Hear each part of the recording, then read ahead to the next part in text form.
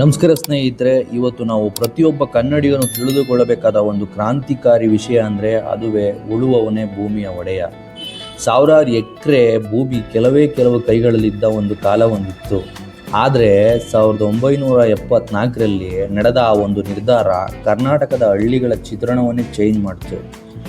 ಆ ಕತೆ ಏನು, ಅದಕ್ಕೆ ಕಾರಣ ಆದವರು ಯಾರು, ಅದಕ್ಕೆ ಯಾರ್ಯಾರ್ದೆಲ್ಲ ಸಹಾಯ ಮಾಡಿತ್ತು, ಅದರಿಂದ ಆಗೋಂಥ ಪರಿಣಾಮಗಳೇನು ಎಲ್ಲವನ್ನು ನೋಡೋಣ ಬನ್ನಿ. ನೀವು ನಂಬ್ತೀರಾ, ಸ್ವಾತಂತ್ರ್ಯ ಬಂದ ನಂತರವೂ ಅದರಲ್ಲೂ ಕರ್ನಾಟಕದಲ್ಲಿ ಗೇಣಿ ಪದ್ಧತಿ ಇತ್ತಂತೆ. ಗೇಣಿ ಪದ್ಧತಿ ಏನಪ್ಪ ಅಂತಂದರೆ, ನಮ್ಮಂಥ ಬಡ ರೈತರು ಬೇರೆಯವ್ರ ಭೂಮಿಲಿ ಕಷ್ಟಪಟ್ಟು ಬೆಳೆಯನ್ನು ಬೆಳೆಯಬೇಕಿತ್ತು. ಆ ಬೆಳೆಯೆಲ್ಲ ಜಮೀನ್ದಾರುಗಳು ಪಾಲಾಗ್ತಿತ್ತು. ಅದರಲ್ಲಿ ಉಳಿದಿದ್ದು ಅಲ್ಪ ಸ್ವಲ್ಪ ನಮ್ಮಂಥವ್ರಿಗೆ, ಬಡವ್ರಿಗೆ.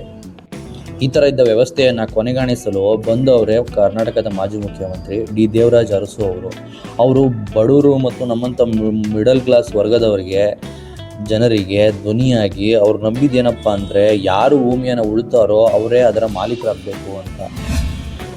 1974ರಲ್ಲಿ ಇಂದಿರಾ ಗಾಂಧಿಯವರು ಎಲ್ಲ ರಾಜ್ಯಗಳ ಮುಖ್ಯಮಂತ್ರಿಗಳನ್ನು ಸಭೆ ಕರೆದು ಲ್ಯಾಂಡ್ ಸೀಲಿಂಗ್, ಭೂ ನೀತಿ ಅಥವಾ ಭೂ ಸುಧಾರಣೆಗಳ ಬಗ್ಗೆ ಬದಲಾವಣೆ ತರಬೇಕು ಅಂತ ಒಂದು ಮಾರ್ಗಸೂಚಿಗಳನ್ನು ನಿರ್ಮಿಸ್ತಾರೆ.